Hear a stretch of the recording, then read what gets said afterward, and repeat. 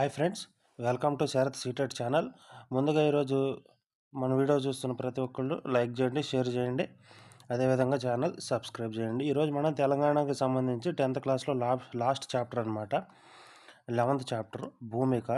Last chapter భిక్ష వ్యాకరణాంశాలు చెప్పేటప్పుడు నేను బై మిస్టేక్గా 11th చాప్టర్ అనేసాను. భిక్ష 10th చాప్టర్ అనమాట. 11th చాప్టర్ భూమిక, ఇది లాస్ట్ చాప్టరు. చూడండి, మనం ఫస్ట్గా ఈ 11th చాప్టర్కి సంబంధించినటువంటి గీత గీసిన పదాలకు అర్థాలు.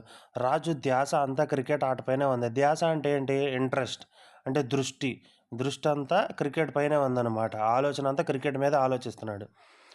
ప్రజ్ఞ మనోజ్ఞ ఇద్దరు సఖ్యతతో మెలుగుతారు. సఖ్యత అంటే ఏంటి? స్నేహం. సఖ్యత అన్న స్నేహం, చెలిమి అన్న స్నేహం అన్నమాట. ఫాల్గున్ హస్తవాసి చాలా మంచిది. హస్తవాసి అంటే ఏంటి? చేతి విలువ. మనం కూడా నమ్ముతూ ఉంటాం కదా, అతను చేతితో కనుక ఇస్తే మంచి జరిగిద్ది, అతను హస్తవాసి మంచిది అని అంటాం కదా, ఆ విధంగా అనమాట. నెక్స్ట్ వన్ చూడండి. తెలంగాణలో యాదగిరి లక్ష్మీ నరసింహస్వామి దేవాలయం ప్రఖ్యాతి అంటే ఏంటి? ఫేమస్, మిక్కిలి ప్రసిద్ధి, ఫేమస్ అనమాట ఇంగ్లీష్లో. ఓకే, నెక్స్ట్ వన్ చూడండి.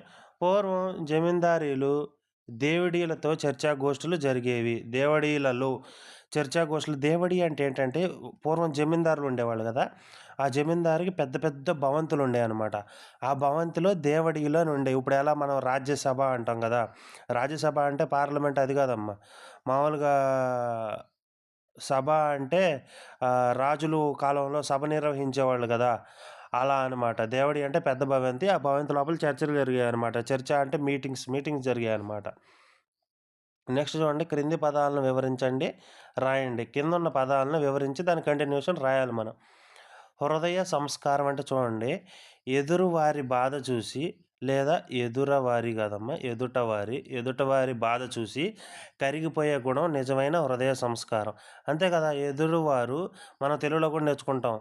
ఉపకారికి నుపకారము విపరీతము కాదు చేయ వివరింపంగా, అపకారికి ఉపకారము నెపమిన్నగ చేయువాడు నేర్పరు సుమతి. అంటే మనకి కీడు చేసిన వారికి కూడా మనం మంచి చేయటమే నిజమైన సంస్కారం, హృదయ సంస్కారం అన్నమాట. సామాజిక పరిణామం. సామాజిక పరిణామం అంటే సమాజంలో జరిగేటటువంటి మార్పులు అనమాట. మూఢనమ్మకాలు తొలగి విద్య పెరగటం గొప్ప సామాజిక పరిణామం. సామాజిక పరిణామం అంటే ఇక్కడ ఏంటంటే సోషల్ చేంజ్ అంటే సమాజం అనేది అప్డేట్. ఏ విధంగా అప్డేట్ అవుతుంది? ఒకప్పుడు మూఢనమ్మకాలు ఉండేవన్నమాట. ఆ మూఢనమ్మకాలన్నీ తొలగిపోయి ఎడ్యుకేషన్ అనేది డెవలప్ అవడం వల్ల సామాజిక పరిమాణం, సోషల్ చేంజెస్ అనేవి వచ్చాయన్నమాట. భారతీయ సంస్కృతి అంటే మన భారతీయ సంస్కృతిలో అతిథిని దైవంగా భావించడం మన భారతీయ సంస్కృతి అనమాట. నెక్స్ట్ చూడండి. అతలాకుతలం అంటే చాలా ఇబ్బందులు అనమాట. తుఫాన్ దాటికి తీర ప్రాంత ప్రజలు అతలాకుతలం అయ్యారు. అంతే కదా, ఎవరైతే సముద్రానికి దగ్గర గ్రామాల్లో నివసిస్తుంటారో వాళ్ళకి వర్షం పడినా తుఫాన్ వచ్చినా సరే అతలాకుతలం అయిపోతారు. అతలాకుతలం అంటే సముద్రంలో నీళ్ళన్నీ బయటకు వచ్చేసి వాళ్ళు ఎక్కడికి వెళ్ళాలి, ఏం చేయాలో వాళ్ళకి అసలు ఏం తెలియదు అనమాట. ఆ విధంగా వాళ్ళు ఇబ్బంది పడిపోతారు. ఇక్కడ చూడండి, ఇక్కడ మనకేముండే, క్రింది పదాలకు విగ్రహ వాక్యాలు రాసి సమాసాలు గుర్తించండి అని ఉంది. ఇక్కడ ఫస్ట్ వన్ చూడండి.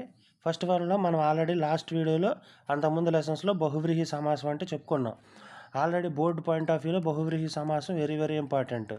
అన్యపద ప్రాధాన్య బహువ్రీహి అన్యపద ప్రాధాన్య బహువ్రీహి అనమాట. ఈ బహువ్రీహి సమాసంలో కలది, కలవాడు అను పదాలు వస్తాయి. ఇది రెండో పాయింట్.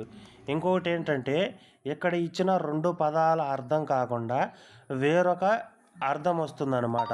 ఆ వేరొక అర్థం ఏంటనేది నేను ఇక్కడ చెప్తాను, క్లారిటీగా ఎక్స్ప్లెయిన్ చేస్తూ వెళ్తాను, వినండి. దశ కంఠుడు. దశ అంటే ఏంటి? 10. కంఠం అంటే ఏంటి? తలలు. 10 తలలు కలిగిన వాడు ఎవరు చెప్పండి? మనందరికీ తెలుసు. రామాయణంలో విలన్ ఎవరు? రావణుడు. ఇక్కడ 10 అంటే దశ కంఠములు కలవాడు ఎవరు? రావణుడు. కాబట్టి ఇది బహువ్రీహి సమాసం. అర్థమవుతుంది కదా, నేను ప్రతిదీ అర్థం కూడా చెప్పి రాస్తానమ్మా. ఇక్కడ చూడండి. పీతాంబరం అంటే పచ్చని. పీతాంబరం అంటే పచ్చని అనమాట. పచ్చని అంటే మీరు గ్రీన్ అనుకోవద్దు, పచ్చని అంటే పసుపు పచ్చని అనమాట. అంబరము అంటే వస్త్రము. వస్త్రము అనమాట. వస్త్రము కలవాడు ఎవరు? విష్ణుమూర్తి అనమాట. విష్ణుమూర్తి. ఇక్కడ పదాల్లో ఇచ్చినటువంటి అర్థం కాకుండా వేరొక అర్థం వచ్చింది కాబట్టి ఇది బహువ్రీహి సమాసం. అదేవిధంగా నెక్స్ట్ చూడండి, అరవిందానన. అరవిందానన అంటే ఇక్కడ అరవింద అంటే పద్మం అమ్మ.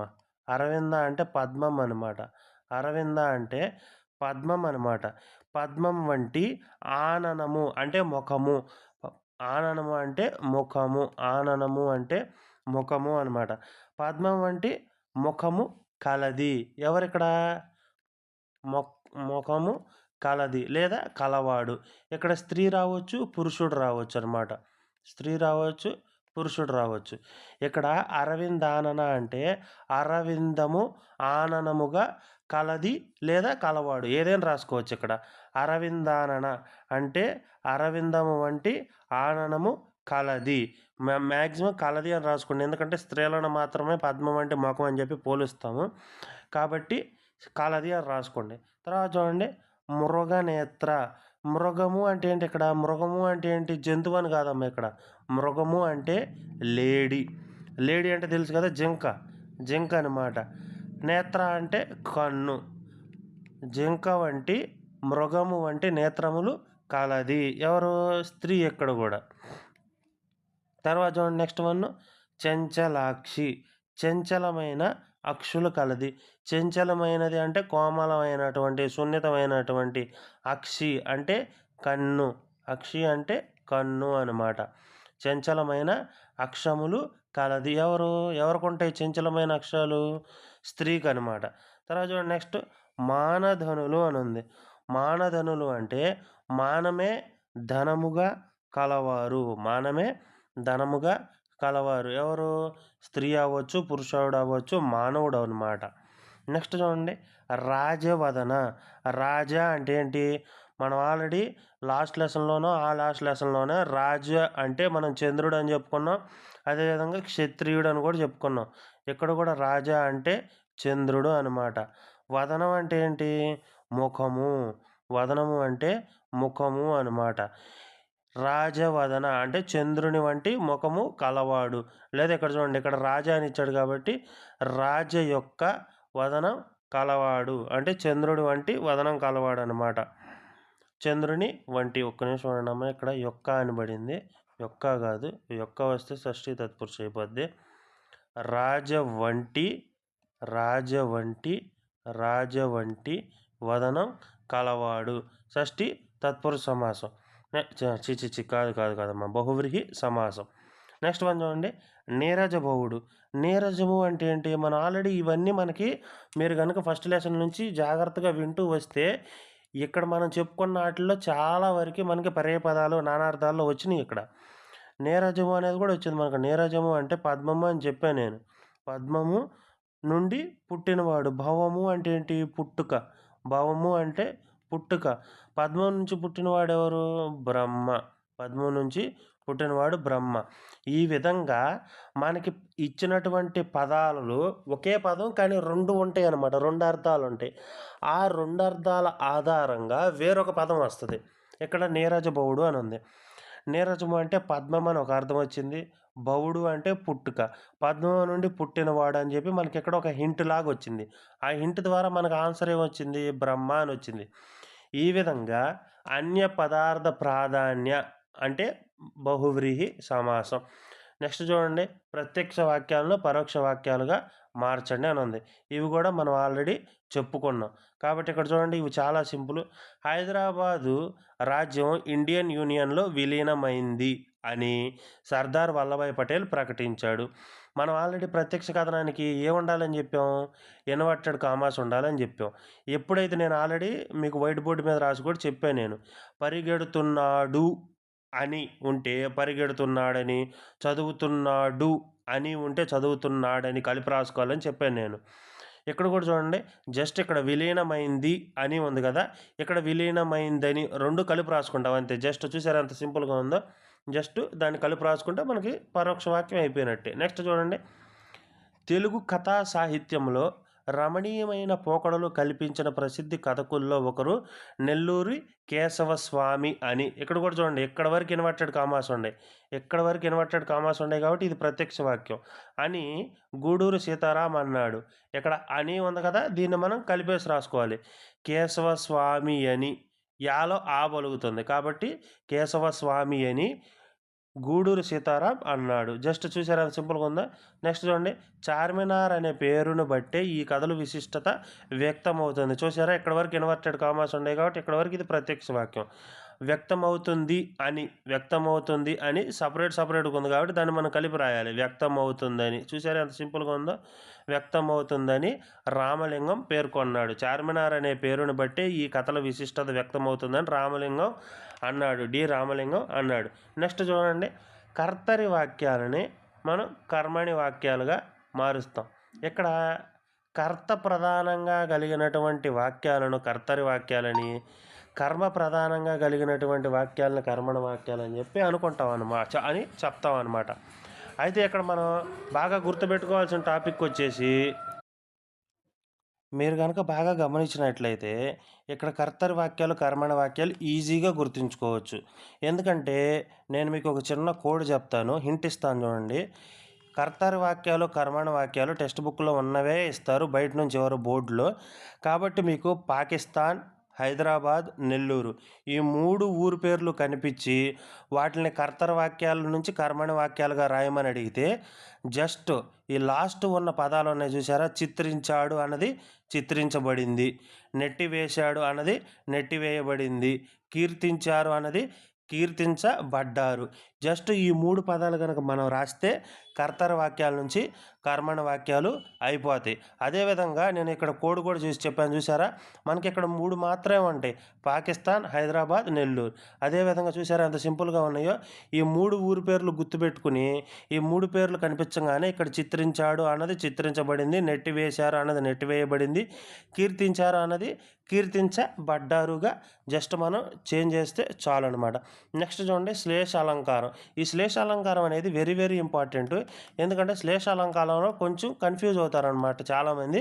కాబట్టి ఇక్కడ చూడండి, ఈ క్రింది వాక్యాలను పరిశీలించండి అని ఉంది. మిమ్ము మాధవుడు రక్షించుగాక.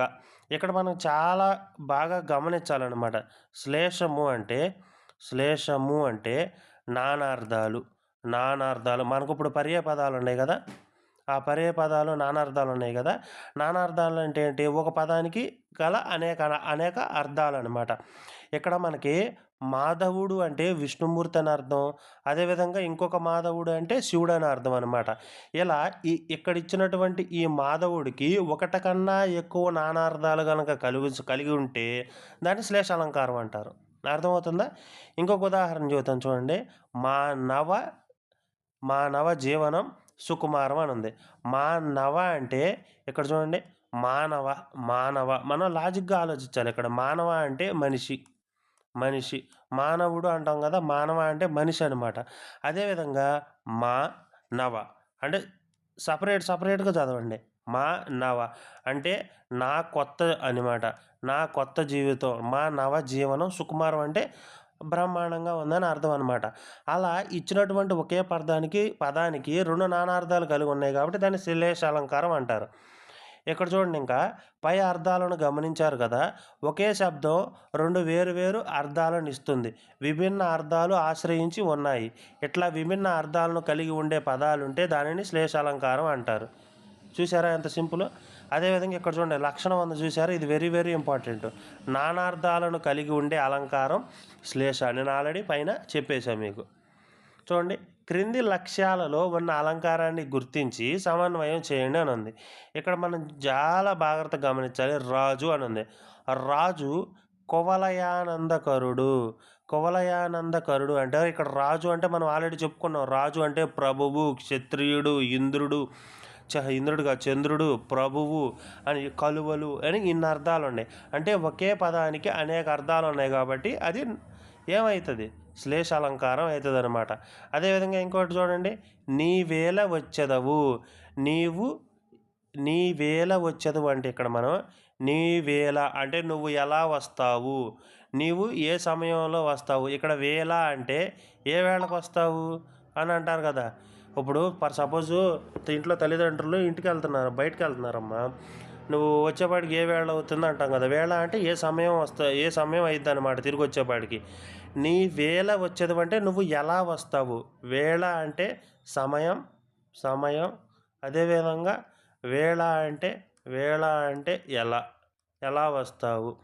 వేళ అంటే ఎలా వస్తావు అని అర్థం అనమాట. ఓకేనా? నెక్స్ట్ చూడండి. ఇక్కడ మనకు కొన్ని ఉదాహరణలు ఇచ్చి అవి ఏందో గుర్తుపెట్టమంటున్నారు చూడండి ఇక్కడ. మావిడాకులు తెచ్చివ్వండి. ఇక్కడ చూడండి మనకి క్లారిటీగా గమనిస్తే మావిడాకులు అంటే ఏంటి? మావిడాకులు మ్యాంగో లీవ్స్ ఉంటాయి కదా! Mango leaves. మావిడాకులు అంటే మ్యాంగో లీవ్స్ అనమాట. అదేవిధంగా అదేవిధంగా విడాకులు అంటే ఏంది? డివోర్స్ అనమాట. డివోర్స్ అనమాట. నెక్స్ట్ చూడండి వాడి కత్తి. కత్తి అంటే మనం ఏం చెప్పాము? వాడి కత్తి తీసుకోండి. వాడి అంటే పదును గల. కత్తి అంటే పదును అనమాట. వాడి కత్తి తీసుకోండి అంటే పదును గల. వాడి కత్తి తీసుకోండి అంటే ఇక్కడ వాడి అంటే పదును గల, అదేవిధంగా కత్తి అన్నా కూడా పదును అని అర్థం అనమాట. ఆమె లత పక్కన నిల్చున్నది. ఇక్కడ ఆమె లత పక్కన అంటే లత అంటే మనకి లత అంటే 2 అర్థాలు వస్తాయి. లత అంటే తీగ. మామూలుగా తీగ చెట్లు ఉంటాయి కదా! పాకుతా ఉంటాయి. ఆ లతల్ని తీగ అంటారనమాట. అదేవిధంగా ఇక్కడ లత అంటే ఒక స్త్రీ పేరు అంటే అమ్మాయి పేరు అనమాట. లత అంటే స్త్రీ పేరు కూడా అర్థం వస్తదనమాట ఇక్కడ. ఓకేనా? నెక్స్ట్ చూద్దాం ఇంకేమున్నాయో. చూసారా ఎంత ఈజీగా ఉన్నాయో? అదమ్మా ఈరోజు మనకి తెలంగాణకు సంబంధించి 10th క్లాస్‌లో మొత్తం ఫస్ట్ చాప్టర్ నుంచి 11th చాప్టర్ వరకి టోటల్‌గా వ్యాకరణం డీటెయిల్‌గా every line to line explain చేశాను. అయితే నేను ఫస్ట్ చాప్టర్‌లో పద్యపాదానికి గురులోగులు గుర్తించటం నేను వదిలేశాననమాట. మధ్యలో కూడా ఇంకో చాప్టర్‌లో వదిలేశాను. ఎందుకు వదిలేశానంటే అవి అక్కడక్కడ గుర్తుపెడితే అవి మీరు నేర్చుకోలేరు. కాబట్టి నేను గురువు ఎలా గుర్తుపెట్టాలి? గురువు రావటానికి ఎగ్జాంపుల్స్ ఏంటి? అదేవిధంగా లఘువు రావటానికి ఎగ్జాంపుల్స్ ఏంటియి? రూల్స్ ఏంటియి? నేను ఇవన్నీ స్పెషల్‌గా వేరే వీడియో చేసినప్పుడు మీకు క్లారిటీగా అర్థమవుతుందని చెప్పి నేను అక్కడ చెప్పలేదు. నేను ఆల్రెడీ సందులు సమాసాలన్నీ వేరే ప్లేలిస్ట్‌లో అటాచ్ చేశాను వ్యాకరణంలో. మీకు అర్థం గనక అవ్వకపోతే అక్కడ మీరు చూడొచ్చు. Thank you for watching our channel. Please support us. Like చేయండి, షేర్ చేయండి, సబ్స్క్రైబ్ చేయండి. Thank you for watching.